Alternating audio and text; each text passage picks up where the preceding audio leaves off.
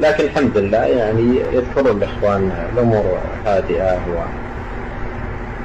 ورأينا رجال الأمن عندكم حقيقة يعني طبعا في مراكز في الطريق تفتيش وكذا يقدرون طالب العلم ويحترمونه، وبعضهم يعني بالكثير منهم يقول تدعيمنا يا شيخ، ما يعرف أصلا من مجرد ما يعني يبرز له القائد السيارة الهوية يقابله بالتقدير والاحترام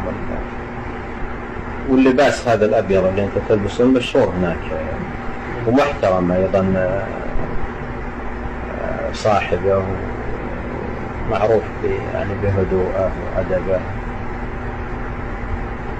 مرينا في الطريق إلى أن وصلنا إلى طبعا مرينا في ولايات في الطريق، مررنا بولاية بعريريج